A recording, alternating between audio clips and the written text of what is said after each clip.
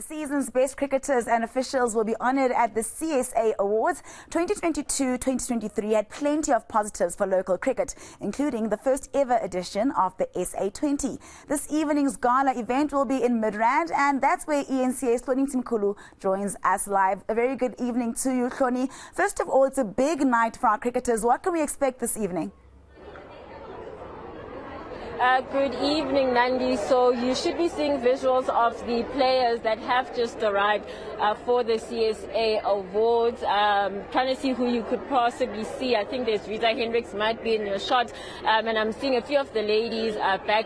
There's Suneli's, the Proteas women captain. I'm seeing Marizan Cup as well. I think Sinalo Jafta, the wicket keeper, I've seen as well. So they have just arrived for the awards. The theme today is glamorous green and gold.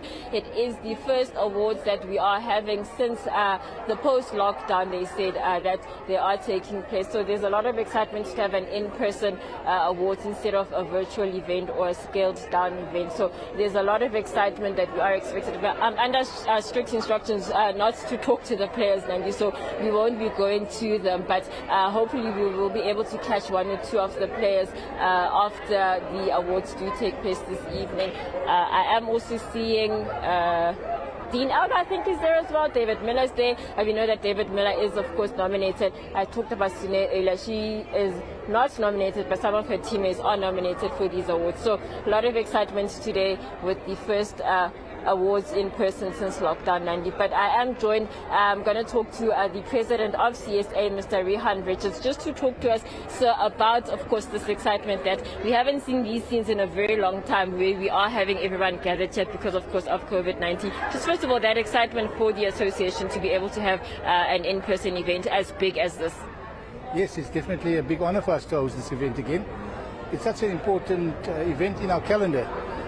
This is not only about acknowledging the nominees and the various recipients of awards, but it's also inspired the next generation. And as you can see, the excitement with the youngsters around us, that's what is more important to us.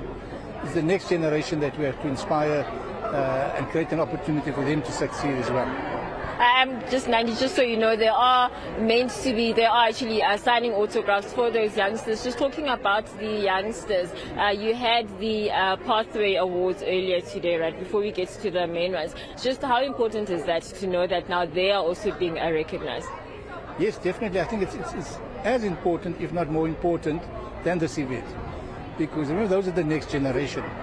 If you look at all the players that represent us now, all of them come through our pathway.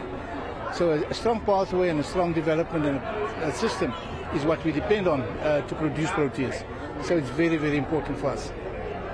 We talked about the women's team. I mean, they did exceptionally well this year, reaching the final of the T20 World Cup. There was also, of course, the Under-19 World Cup, the inaugural one that South Africa hosted. Just how important is that for women's cricket to try and grow the sport? It's like I told him, the achievement that they've done by reaching just the finals of the Women's World Cup.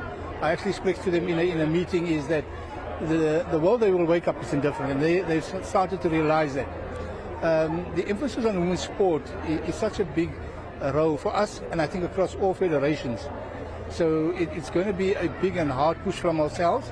We're trying to get a professional league undergo, and that will create more opportunities for our young ladies to come through. And of course, the men's team is also headed to a World Cup this year in about 3 months' time, I think it is. Just how are preparations going for that, and what are you kind of expecting, and how are things going? Well, I think all the preparation work is being done. Some of our players are leaving to play in various leagues in the ML in America.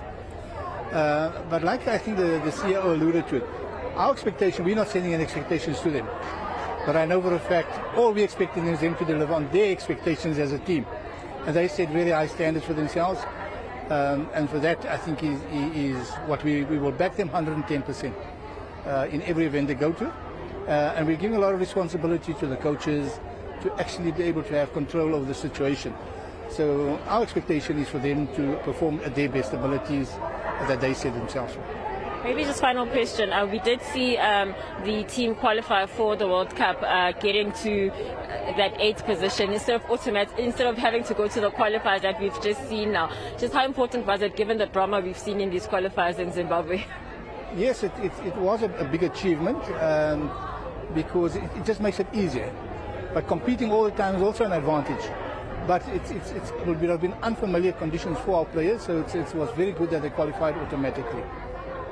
Thank you, Mr. Richards. We will leave it there. Nandi, that was the president of Cricket South Africa, Mr. Hloni Richards, just giving more insight into the year or the season that has been for SA Cricket, talking about not just the professional or the senior awards, but also the pathway awards that were held earlier today. Nandi. All right, Hloni, we're going to leave it there. And also, good luck to all the cricketers that have been nominated. And enjoy your evening, Hloni. That was our reporter, Hloni Mtimkulu at Midrand for the CSA Awards.